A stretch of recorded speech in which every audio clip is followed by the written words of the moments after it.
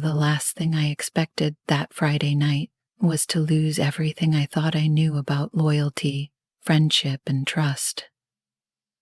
But life has a way of blindsiding you when you least expect it. My name is Nia, and this is a story about how one decision shattered my world. You choose your own destiny. I was sitting in my apartment, the faint hum of the city outside blending with the rhythm of my thoughts. Atlanta had always been my home, a city of contrasts where Southern charm meets modern chaos. But tonight, none of that mattered. What mattered was the choice that was laid out before me, a choice that would redefine everything. It all started with Lena. Lena had always been the adventurous one, the kind of friend who lived for the thrill. She was magnetic, her energy pulling everyone into her orbit. When she moved into the apartment across the hall from mine 6 months ago, we instantly clicked. We were opposites in many ways. She was bold, daring, and unapologetically herself, while I was more reserved, careful, always thinking 2 steps ahead. But somehow our friendship worked. "Come over," her text buzzed on my phone that afternoon. "I have something crazy to tell you." I didn't hesitate. Lena's stories were always wild, and part of me lived vicariously through her reckless escapades. But this time was different. This time, her idea would push the boundaries of everything I held sacred. They say the quiet ones always have the loudest secrets. My name is Leona. I'm 20, and this is the story of how my seemingly perfect life unraveled in ways I never thought possible. If you think you know what betrayal feels like, you're wrong. This is what it feels like to lose control, to watch as the truth pulls the ground out from under you. It began on an ordinary autumn evening in Baltimore, Maryland. The city was alive with its usual hustle. Honking cars, bustling sidewalks, and the smell of rain-soaked streets lingering in the air. My roommate, Iris, had invited me to a dinner party at her boyfriend Marcus's apartment. She insisted it would be life-changing. "Leona, you can't keep locking yourself in here with your books," she teased, sitting on the edge of my bed. Iris had this way of commanding attention. She was strikingly beautiful, with skin like caramel and curls that bounced with every step she took. "You're coming tonight." End of discussion. Ah, I sighed, knowing resistance was futile. "Fine," I muttered, "but if it's just a bunch of pretentious small talk, I'm out." Iris grinned. "Trust me, you'll thank me for this." I should have known better. The apartment was everything I expected from Marcus. Sleek, modern, and dripping with the kind of luxury most of us only dream about.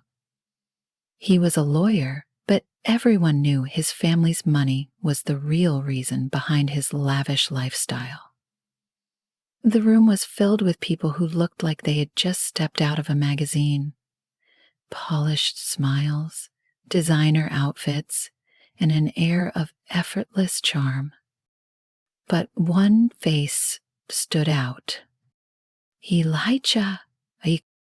I'd met him once before, briefly, at one of Iris's gatherings. He was Marcus's childhood friend, visiting from New York. There was something about him. His sharp jawline, the way his eyes seemed to see right through you, like he knew every thought you'd ever had. He was magnetic, and the moment our eyes met, I felt a jolt of something I couldn't quite explain. "Leona, right?" he said. His voice smooth as silk. I remember you." I smiled, trying to ignore the sudden flutter in my chest. "Yeah, we met at Iris's birthday party." He nodded, stepping closer. "You're the one studying journalism, aren't you? How's that going?" "Intense," I admitted, "but I love it. Finding the truth, uncovering stories, it's what I'm passionate about." Elijah's lips curled into a smile. "Truth, huh? That's a dangerous game." I didn't realize how true his words would turn out to be.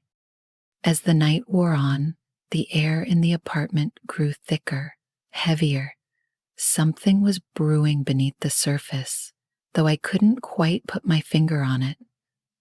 Conversations buzzed around me, laughter echoing against the walls, but my focus kept drifting back to Elijah.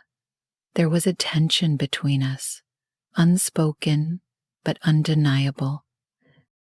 At one point, Iris pulled me aside, her eyes sparkling with mischief. "He's into you," she whispered. I shook my head, laughing nervously. "Don't be ridiculous." "I'm serious," she insisted. "Marcus says Elijah doesn't pay attention to anyone, but he hasn't stopped looking at you all night." I brushed her off, but the seed had been planted. It wasn't until much later, when most of the guests had left, that the real drama began. Elijah found me on the balcony, staring out at the city lights. "Enjoying the view?" he asked, his voice low. I turned to face him, my heart racing. "It's beautiful." He stepped closer, his gaze intense. "Not as beautiful as you." The words hung in the air between us, charged with a tension that made my pulse quicken. I opened my mouth to respond, but before I could, the sliding door behind us opened, and Marcus stepped out. "There you are," he said, his tone casual, but his eyes sharp. "I was wondering where you disappeared to." Elijah straightened, his expression unreadable. "Just getting some air." Marcus's gaze shifted between us, and for a moment I thought he might say something, but instead he smiled tightly and said, "Iris is looking for you, Leona." The rest of the night passed in a blur, but I couldn't shake the feeling that something was off. The way Marcus had looked at us, the tension in his voice, it was like he knew something I didn't. And I was right. The next morning, Iris woke me up with a frantic knock on my door. "Leona, you need to see this," she said, holding her phone out to me. On the screen was a photo of Elijah and me on the balcony, standing closer than I'd realized. The caption read, "Marcus's best friend and his girlfriend's roommate getting cozy. Trouble in paradise?" My stomach dropped. "Who posted this?" says. "I don't know," Iris said, her voice trembling. "But Marcus saw it." Before I could respond, my phone buzzed with a text from an unknown number. "You're playing with fire. Be careful who you trust." The days that followed were a whirlwind of chaos. Marcus was furious, convinced that something had happened between Elijah and me. Iris tried to mediate, but it only made things worse. Meanwhile, Elijah seemed unfazed, his calm demeanor only adding fuel to the fire. But the worst was yet to come. Marcus's anger boiled over in a way I hadn't anticipated. He was no longer the charming, confident host from the dinner party. Instead, he was a man consumed by suspicion and betrayal. It didn't help that Iris tried to defend me, insisting the photo was taken out of context. Elijah wouldn't do this to me, Marcus spat during an explosive confrontation in the apartment.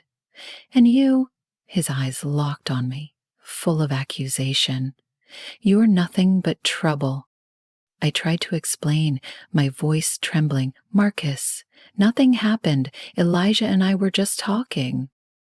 Talking? He interrupted, his tone dripping with sarcasm. That's what you call it? The tension in the room was unbearable, and Iris finally stepped between us. Enough, Marcus. This isn't about Leona. Someone's clearly trying to stir the pot, and you're playing right into it. Marcus glared at her, his jaw tightening. Then maybe you should ask yourself who benefits from all this drama. The words hung in the air like a storm cloud. Who, indeed? That night, I couldn't sleep. The text message from earlier replayed in my mind. You're playing with fire. Be careful who you trust. Who had sent it? And why? Every scenario I could think of led back to one person, Elijah. He was the only one who had been close enough to me on the balcony to set this chain of events in motion. But why would he do it? I needed answers. The next day, I found Elijah at a coffee shop near Marcus's apartment. He was sitting by the window, casually scrolling through his phone as if nothing had happened. When he saw me, he smiled. A smile that now felt more like a weapon than a gesture of warmth. Leona, he said, leaning back in his chair. What a surprise. I didn't waste time on pleasantries. Did you post that photo? His smile didn't falter. What photo? I pulled out my phone and showed him the picture. His expression didn't change, but there was a flicker of something in his eyes. Amusement, perhaps. Elijah, I pressed. Why would you do this? He leaned forward, resting his elbows on the table. You think I posted this? Why would I sabotage myself, Leona? I hesitated. He had a point. If he wanted to pursue me, why create chaos that could only drive me away? Then who did? I asked, my voice quieter now. Elijah's gaze darkened.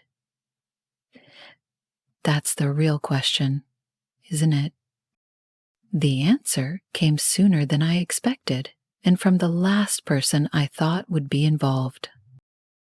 2 days later, Iris called me in tears.